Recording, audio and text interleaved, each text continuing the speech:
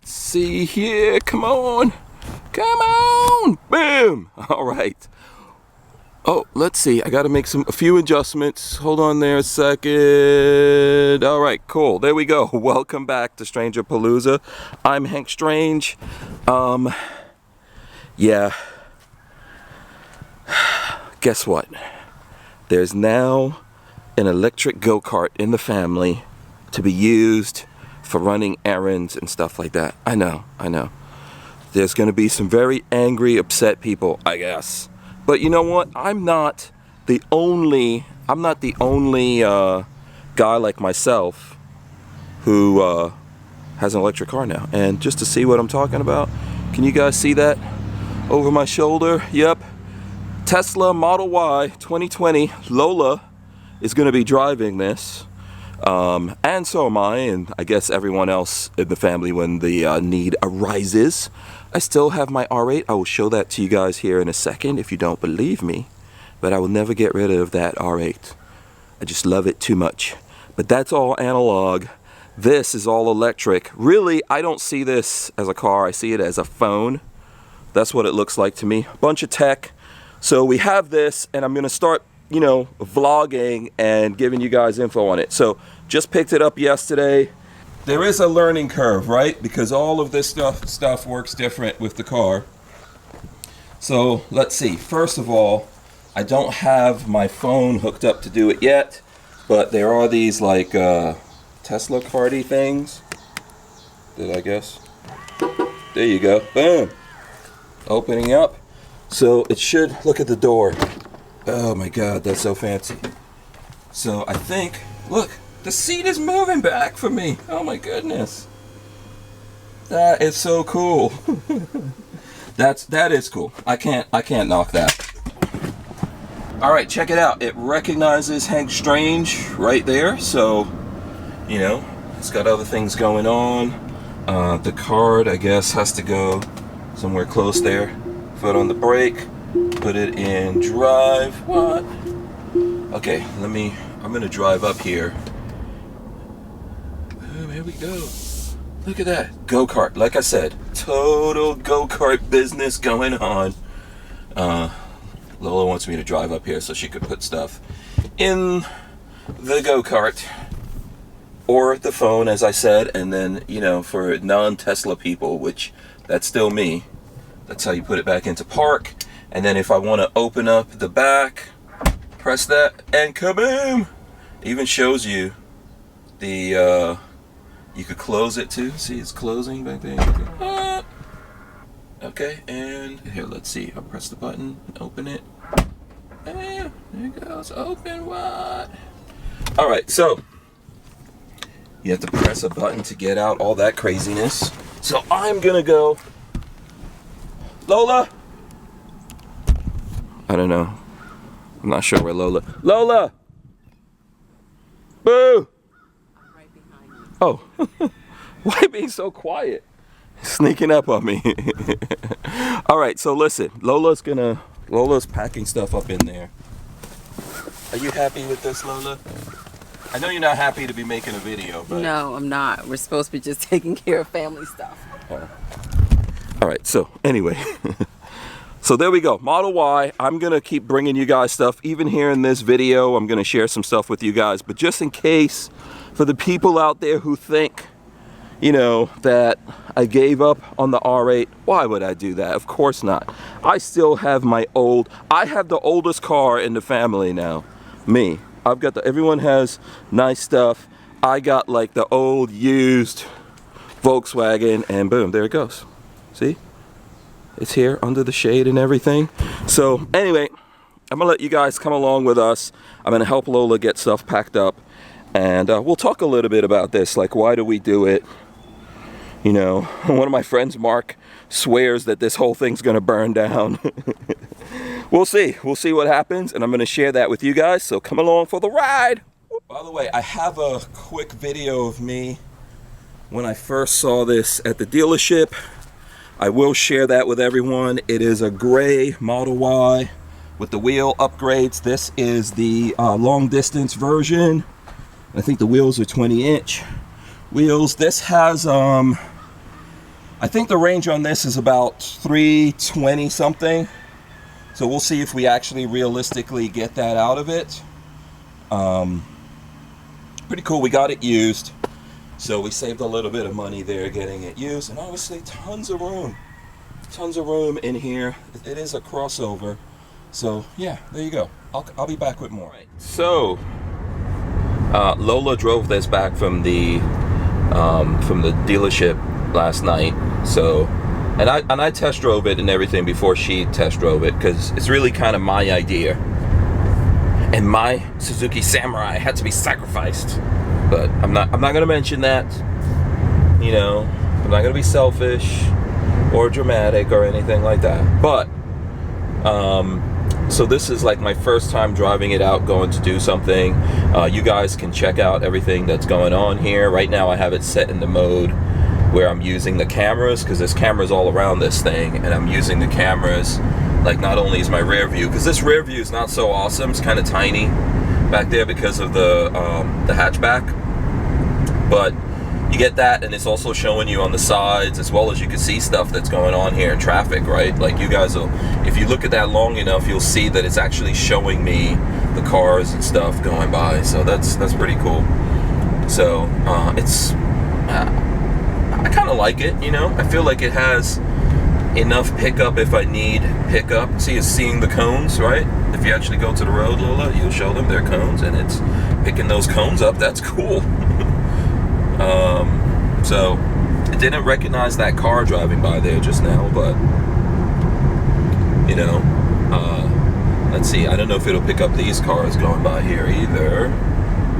So I guess only, oh, there it goes. It's getting some of them, but not all of them, which is interesting. So it's all learning.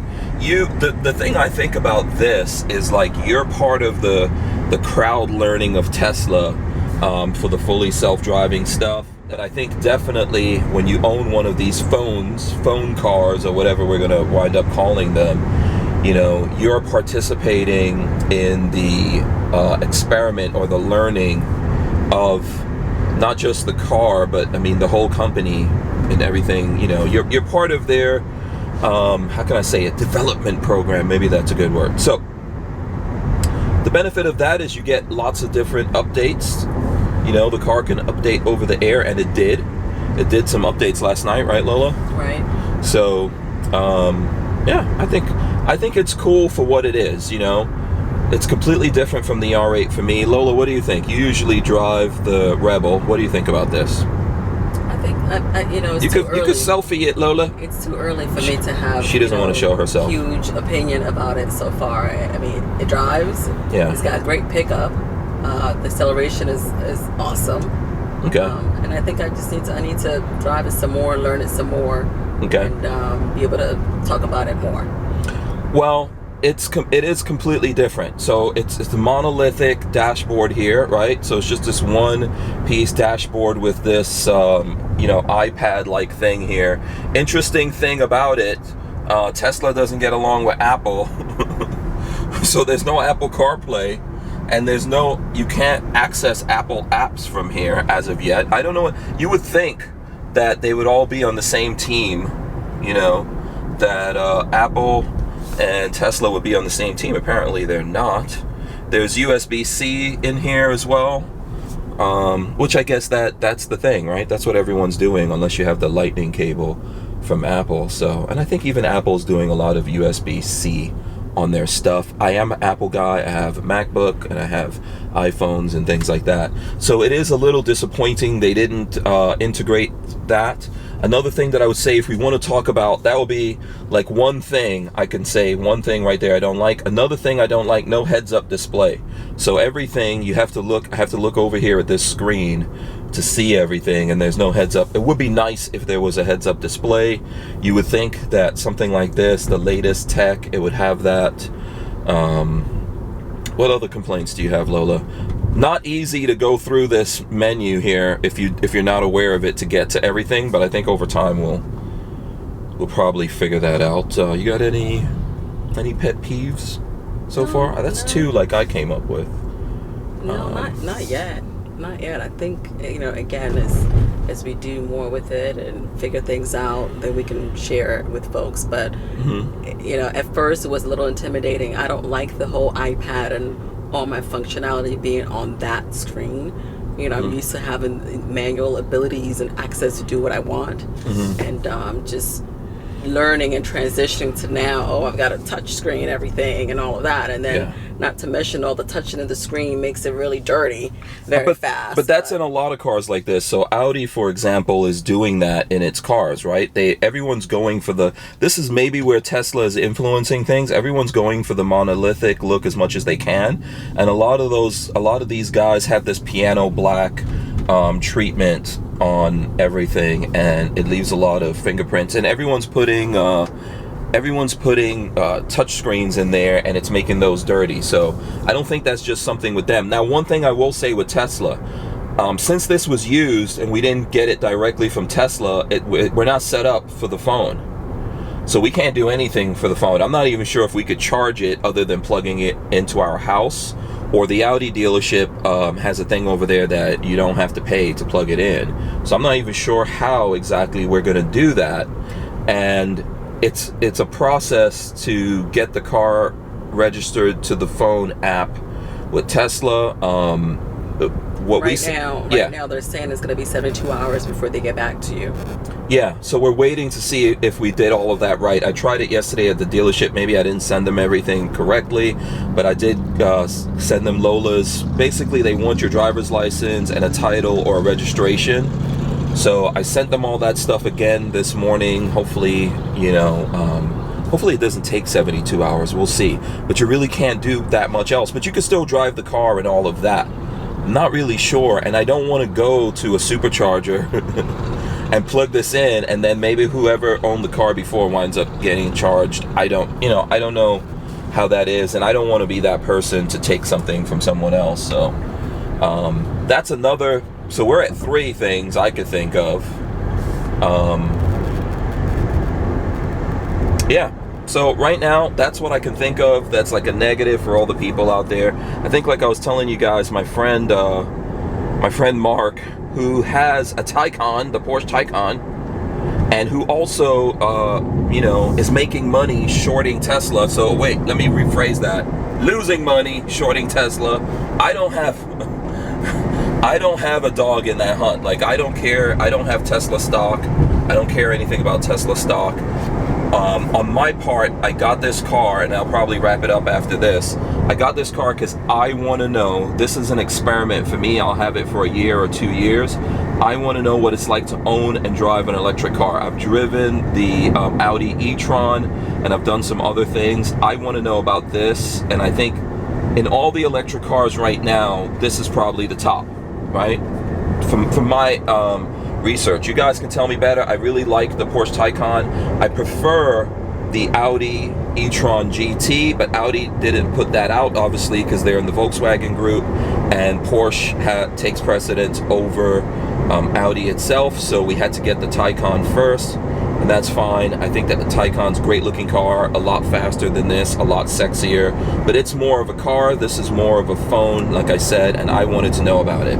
On Lola's part, I thought it would be great for Lola to have something that's not, she doesn't like driving the R8 so much. She's driven, have you ever driven this one? No, she's never driven this R8, but the first R8 that I had, which was 2018, Lola drove that.